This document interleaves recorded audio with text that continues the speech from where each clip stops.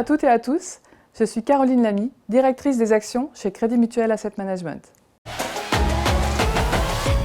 L'été 2025 a montré la résilience des marchés européens. Les tensions géopolitiques ont accéléré les investissements dans l'infrastructure et la défense, avec un fort accent sur la souveraineté européenne. Les valeurs industrielles et de défense ont rebondi, portées par les grands plans européens, dont celui de l'Allemagne à plus de 800 milliards d'euros. La saison des résultats a été marquée par des ajustements liés à la faiblesse du dollar et aux inquiétudes sur les exportations. Malgré cela, les perspectives restent constructives. Les investisseurs anticipent une reprise progressive en 2026, même si la croissance attendue pour 2025 demeure limitée. Un fait marquant, le retour en force des petites et moyennes capitalisations européennes, portées par la baisse des taux, des valorisations attractives et leur exposition au secteur cyclique et technologique. Les flux d'investissement reviennent, renforçant leur rôle de diversification, notamment via leur ancrage domestique.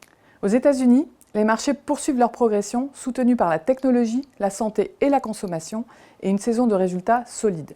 La demande des entreprises pour intégrer l'IA dans leur process est très forte, et l'on commence à mesurer des gains d'efficacité. Du côté du consommateur américain, ils semblent toujours solides, mais il faudra rester attentif aux premiers effets de la mise en place des tarifs douaniers. Le Russell 2000, indice phare des small caps, a atteint un record historique cet été, profitant pleinement de la baisse des taux de la Fed.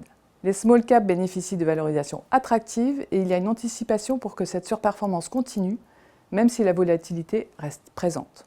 En Asie, la tendance est globalement positive. Le Japon et Taïwan se distinguent dans la tech et l'industrie.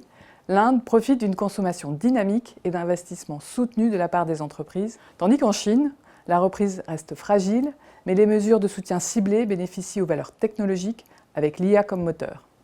Pour la fin 2025, un positionnement raisonnablement prudent reste de mise.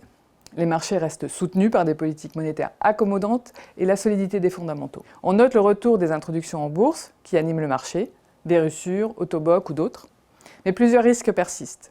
Une volatilité accrue liée aux incertitudes politiques et géopolitiques, le ralentissement de la croissance mondiale, notamment en Europe et en Chine, et une rotation sectorielle après une performance ininterrompue des bancaires en Europe par exemple. Dans cet environnement complexe, nous pensons qu'il est essentiel de rester agile et sélectif. La volatilité peut être source d'opportunités et nous restons donc raisonnablement prudents sur les mois qui viennent. Merci pour votre attention et à très bientôt.